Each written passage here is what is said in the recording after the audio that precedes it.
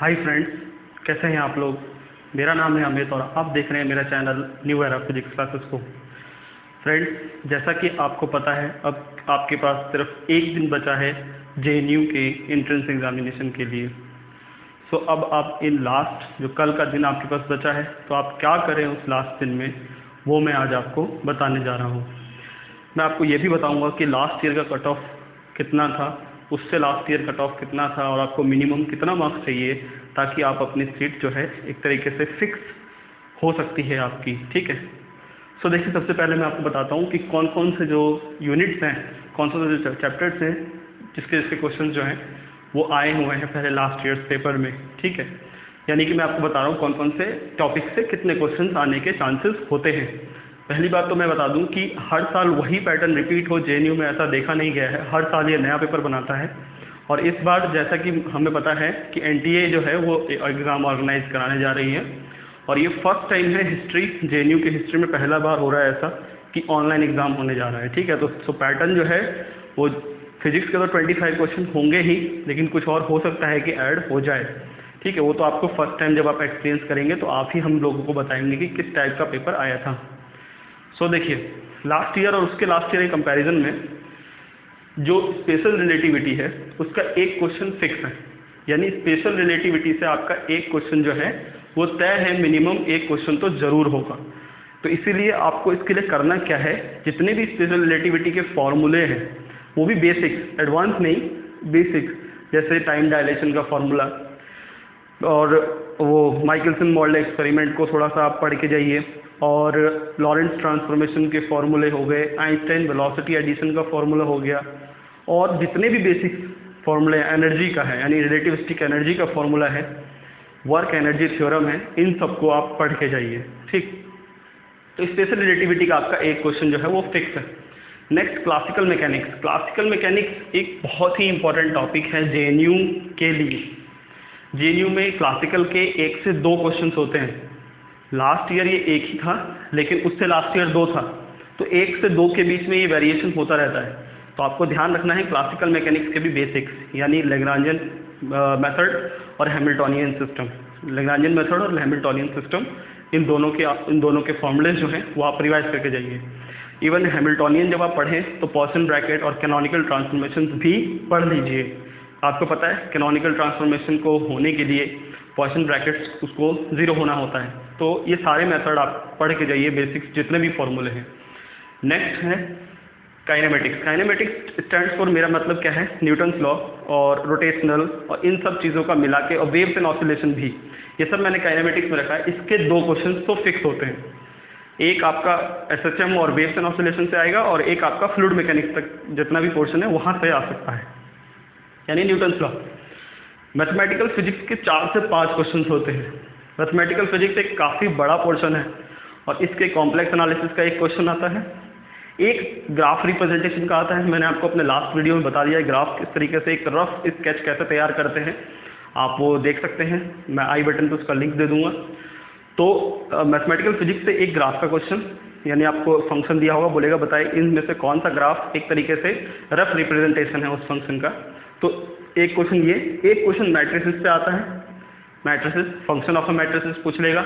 ठीक है, यानी तो डायगोनलाइजेशन से पूछ लेगा, और एक कॉम्प्लेक्स एनालिसिस और फॉरियर सीरीज से आ सकता है और इंटीग्रेशन से आ सकता है। 4 से 5 क्वेश्चन होने की जो प्रोबेबिलिटी है वो होता है इसमें।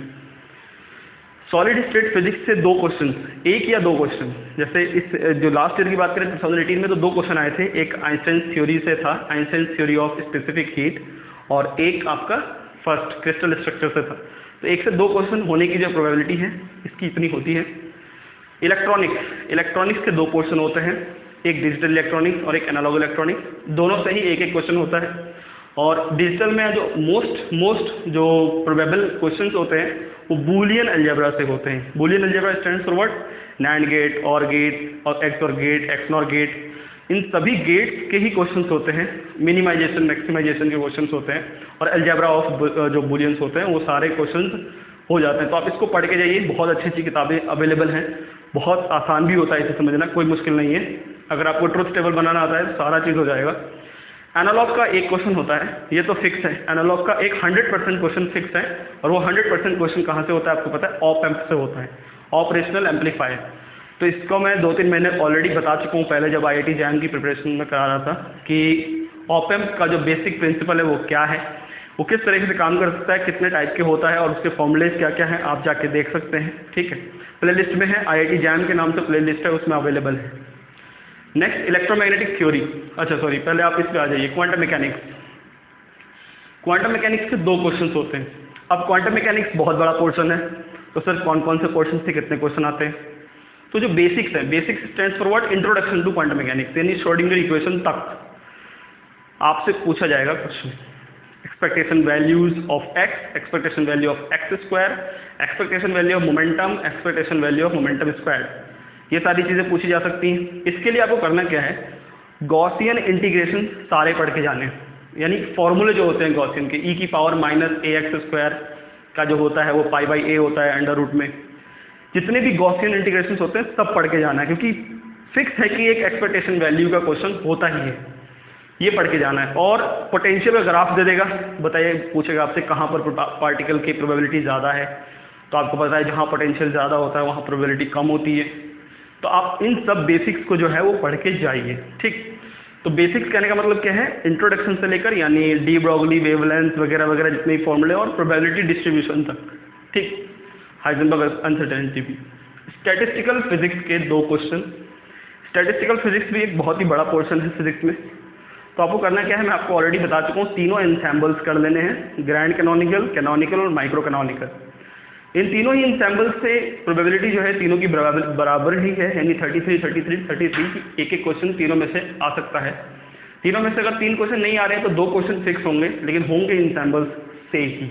पार्टीशन फंक्शंस और डिफरेंट थर्मोडायनेमिक क्वांटिटीज के बीच में क्या रिलेशन होता है, इन चीज़ों को आप पढ़ के जाइए। फॉर्मूले बुकलेट के बारे में मैं ऑलरेडी आपको बता चुका हूँ, आपको अगर आपने खुद की अपनी फॉर्मूला बुकलेट बनाई हुई है तो काफ़ी अच्छी बात है, नहीं तो मैं दे चुका हूँ उसको अपने कमेंट सेक्शन के जो पिन कमेंट होता है उसको मैं दे चुका हूँ वहाँ पर। जो वीडियो है मेरी JNU MSc physics 2018 question paper solution, उसके आप नीचे जब कमेंट सेक्शन में जाएंगे तो वहाँ मैंने एक कमेंट को पिन किया हुआ है, उस पिन कमेंट को आप क्लिक करके उस फॉर्मूले बुकलेट को डाउनलोड करके पढ़ सकते हैं।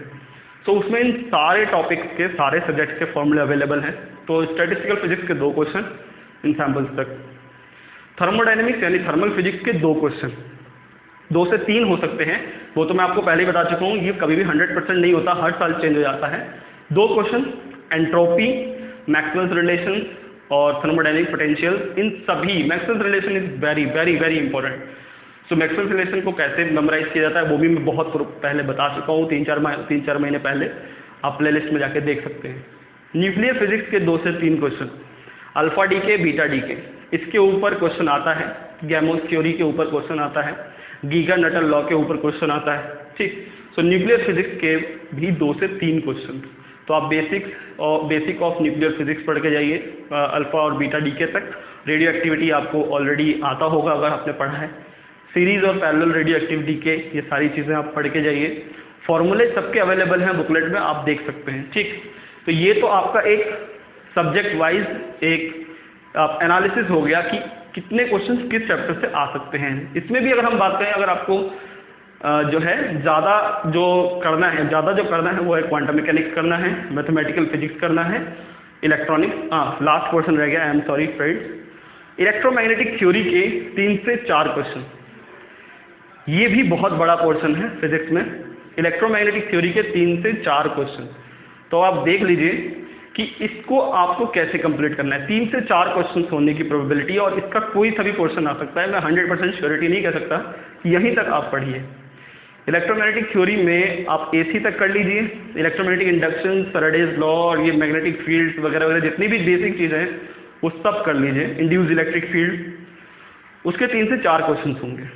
ठीक है, सो ये जो पोर्शन है इसको आपको करना क्या है, nuclear physics, thermodynamics, electromagnetic theory, quantum mechanics, electronics और मैथमेटिकल फिजिक्स, ये 5 पोर्शन। तो आप कल पूरे दिन में बैठ के इनके फॉर्मूले अच्छी तरीके से, मैं कहना तो नहीं चाहता लेकिन कहना पड़ेगा, लास्ट दिन में रट जाइए। ठीक है, अच्छी तरीके से फॉर्मूले को आप रट जाइए, क्योंकि जो लोग लास्ट टाइम, क्योंकि मेरे ख्याल से बहुत सारे स्टूडेंट के अभी एग्जाम भी चल रहे होंगे, उनके सेमेस्टर एग्जामिनेशन जो होते हैं, तो प्रॉब्लम तो वो भी होती है। और कुछ स्टूडेंट कह रहे थे कि सर मेरा डेट ऑफ एग्ज़ाम जो कॉलेज में है और date of JNU exam clash कर रहा है। अगर पॉसिबल हो तो आप कॉलेज में एक एप्लीकेशन डाल दीजिए और उनसे कहिएगा कि अगस्त या सितंबर में आपका एग्ज़ाम ले लें उस सब्जेक्ट का, क्योंकि ये एग्ज़ाम बहुत ही इंपॉर्टेंट है फ्रेंड्स। जेएनयू का एंट्रेंस एग्ज़ाम बहुत ही ज़्यादा इंपॉर्टेंट है।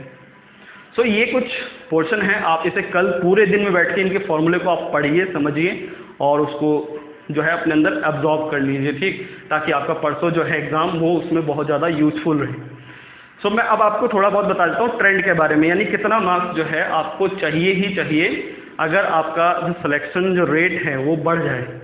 सो अगर मैं बात करता हूँ फ्रेंड्स 2018 की, सो लास्ट ईयर आउट ऑफ 100 जो फर्स्ट कट ऑफ लिस्ट आई थी उसमें जो एडमिशन था वो 61 मार्क्स वाले को एडमिशन दिया गया था। लास्ट मार्क्स 61 था। फिर सेकंड कट ऑफ लिस्ट आई, उसमें वो हो गया 59 मार्क्स वाले को सेकंड कट ऑफ लिस्ट के अंदर एडमिशन दिया गया था। और जो लास्ट कट ऑफ आया था उसमें जो एडमिशन मिला था वो है 57।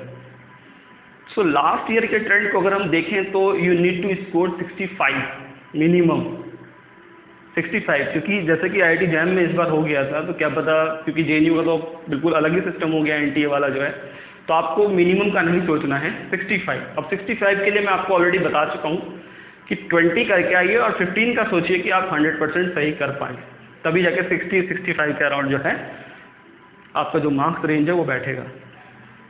2017 की बात करें, पेपर थोड़ा इजी भी था। 2017 का जो लास्ट कट ऑफ का जो मार्क्स था वो 51 था, 51 लास्ट कट ऑफ। और 2016 की अगर हम बात करें तो जो लास्ट कट ऑफ का जो मार्क्स था जिससे कि एडमिशन मिल गया था स्टूडेंट को वो है 48। तो अब आप देख रहे हैं कि किस तरह से पर ईयर जो मार्क्स है, मार्क्स जितना मार्क्स आपको रिक्वायरमेंट है वो बढ़ता ही जा रहा है। तो ऐसा ना हो कि इस साल ये 65 हो जाए, हम तो नहीं चाहते, लेकिन वो पेपर के लेवल और कितने नंबर ऑफ कैंडिडेट्स उस पेपर में बैठे हैं उस पर भी डिपेंड करता है, ठीक है। तो ये सारी बातें जो हैं आपको मैंने समझा दी हैं, ठीक। तो आपको ध्यान रखना है कि पेपर लिखने टाइम में आपको ओवर कॉन्फिडेंट फीलिंग नहीं आनी चाहिए कि हाँ इस पे तो मैं पक्का लगा ही देता हूँ 100% सही हो जाएगा, ठीक। ये कभी भी नहीं होना चाहिए आपके अंदर। पहले उसको सोचिए, रिस्क मत लीजिए, क्योंकि आपको पता है -1 मार्किंग होती है सीधा डायरेक्ट। आईआईटी जैम का पेपर नहीं है ये कि 1/3 कट जाएगा, सीधा -1 है। तो आप रिस्क मत लीजिए, समझिए, नहीं आता है तो उसे ब्लैंक छोड़ दीजिए, कोई ज़रूरी नहीं है उसे करना, ठीक। आप अगले क्वेश्चन पढ़िए, लेकिन मिनिमम सोचिए कि आपके 15 पूरे सही हो जाए आउट ऑफ 25 फिजिक्स क्वेश्चन। अगर इस बार कुछ एक्स्ट्रा ऐड हुआ देन वो तो आपको खुद करना पड़ेगा, अगर एप्टीट्यूड है या कुछ भी है, ठीक। तो ये है आपका जो आपका जेएनयू से रिलेटेड जो कुछ बातें थी जो मेरे को बतानी थी आज, वो मैं आपको बता चुका हूँ, ठीक। तो ध्यान से करना है पेपर, मेरी बेस्ट विशेज़ हैं आप सभी के लिए, ठीक। जो है आपका सिलेक्शन हो जाए, मैं तो यही सोचूंगा, ठीक, क्योंकि JNU is one of the finest institution in India, ठीक। तो आपको इसमें एडमिशन लेने की कोशिश करनी है, ठीक। तो अब मैं आपको एक और चीज़ एक्स्ट्रा बताने वाला था आज कि रिसेंटली अभी 2-3 दिन से एक काफ़ी अच्छी न्यूज़ आ रही है फिजिक्स कम्युनिटी से, और ये काफ़ी हम सभी के लिए काफ़ी अच्छा न्यूज़ है कि एक टीम है, रिसर्चर्स की एक टीम है Indian institute of science Bangalore में, आईएससी बेंगलोर में, जिनको लीड कर रहे थे अंशु पांडे, प्रोफेसर अंशु पांडे। उन्होंने एक ऐसा सुपर कंडक्टर तैयार किया है जिसकी मतलब एक ऐसा मटेरियल है उन्होंने रेडी किया है, नैनो साइज मटेरियल्स हैं जिसकी सुपर कंडक्टिविटी किसी भी टेम्परेचर पर एग्जिस्ट कर रही है। तो आप सोचिए कितनी अच्छी बात है कि सुपर कंडक्टिविटी तो किसी एक एब्सोल्यूट जीरो से नीचे टेम्परेचर पे ही एग्जिस्ट करती है। उनका जो रेसिस्टेंस है वो जीरो तभी होता है जब हम किसी मटेरियल को उसके एब्सोल्यूट जीरो से नीचे वाले टेम्परेचर पे हीट करते हैं, उसको उस टेम्परेचर पे उसको लाते हैं, जैसे मरकरी का 4.3 केल्विन है। लेकिन जो उनकी टीम है आईआईएससी बेंगलोर की फिजिक्स टीम, उन्होंने एक मटेरियल तैयार किया, यानी उन्होंने स्फेयर तैयार किया गोल्ड का, और उसके अंदर उन्होंने सिल्वर स्फेयर छोटे छोटे दाने डाले हैं सिल्वर के। देन उनका जो प्रोसेस है उन्होंने किया है, तो उनको ये जो सुपर कंडक्टर मिला है ये काफ़ी ब्यूटीफुल है, काफ़ी मतलब एक सडन शॉक लगा है कि ऐसा कैसे हो सकता है कि सुपर कंडक्टिविटी जो है वो किसी भी टेम्परेचर पर हो जाए। अभी तक में तो हमें किताबों में यही पढ़ाया जाता है कि एब्सोल्यूट ज़ीरो से उसे हम गर्म करने पर उसकी रेसिस्टिविटी जो है वो टेंड्स टू ज़ीरो हो जाती है। देन हम उस जो मटेरियल है उसे सुपर कंडक्टर कहते हैं। हाईली कंडक्टिव होते हैं, हाईली इफिशियंट होते हैं, जो डिवाइसेस बनाए जाते हैं वो हाईली इफिशियंट होते हैं। तो अगर ये रिजल्ट सही हुआ तो हमारे इंडिया में एक कंडेंस मैटर फिजिसिस्ट हैं जिनका नाम है टीवी रामाकृष्णन, आप गूगल कर सकते हैं। ये भी department of physics IISc Bangalore में है। इन्होंने कहा है कि अगर ये रिजल्ट सही हुआ तो सीवी रमन के बाद इंडिया का ये पहला सबसे बेहतरीन एक्सपेरिमेंट होगा। जो रमन इफेक्ट था जिसको सीवी रमन सर ने इसको कंप्लीट किया था, उनको नोबेल प्राइज दिया गया था, तो उसके बाद ये पहला एक ऐसा एकमात्र एक्सपेरिमेंट होगा जो ऐसा शॉक्ड रिजल्ट हमें शो कर रहा है। ठीक है, तो अब आप सोचिए कितनी अच्छी बात है कि शायद जो इंडिया का जो 70 साल से सपना बंद पड़ा है कि उन्हें एक और नोबेल प्राइज मिलना चाहिए फिजिक्स में, शायद वो सपना पूरे हो जाए। हम तो यही चाहेंगे। अगर आपको वो पेपर पढ़ना है, if you are interested, then आप आर्काइव पे जाके पढ़ सकते हैं। बहुत ही ट्रेंडिंग टॉपिक है अभी इंडिया में। ठीक है, तो यही बातें मुझे बतानी थी और फिर से आप लोगों को बेस्ट विशेज़ है मेरी। आप एग्ज़ाम ढंग से दीजिए ताकि आपका भी अच्छे अच्छे इंस्टीट्यूशन में सिलेक्शन हो और आप देश के लिए, आप खुद के लिए, फिजिक्स के लिए बहुत कुछ कर सकें। ठीक है, सो अभी के लिए इतना ही। मिलते हैं अब हम नेक्स्ट वीडियो में मिलेंगे जब आपका पेपर हो जाएगा। ठीक, और एक और बात मैं आपको बताना चाहता हूँ फ्रेंड, हो सकता है कि मैं अनअकैडमी प्लस पर जाऊँ पढ़ाने के लिए, तो आप लोगों के लिए काफ़ी अच्छा होगा। ये गुड न्यूज़ है, अनअकैडमी प्लस पे पढ़ाना ठीक रहता है। ठीक, तो आप लोग वहाँ पे भी ज्वाइन कर सकते हैं मुझे, मैं आपको नोटिफाई कर दूंगा जब भी मैं वहाँ शुरू करूँगा। ठीक, तो और कुछ स्टूडेंट पूछ रहे हैं सर टेलीग्राम आपने क्यों नहीं स्टार्ट किया अभी। देखिए अभी हम थोड़ा वेट करेंगे 31 मई तक, सबको पोलिंग में आने दीजिए और जितना ज़्यादा परसेंटेज होगा वो सही रहेगा, क्योंकि कुछ स्टूडेंट कहने नहीं भी स्टार्ट करना चाहिए, तो हम करेंगे अभी बहुत सारी चीज़ें करेंगे। ठीक, अभी मैं और भी कुछ सोच रहा हूँ आप सभी के लिए। तो आप अभी एग्ज़ाम दीजिए परसों जाके, उसके बाद नेक्स्ट डे में मैं आपसे मिलता हूँ। आप मुझे बताइएगा किस तरह से पेपर हुआ आपका। ठीक है, so best of luck again और गुड बाय, टेक केयर।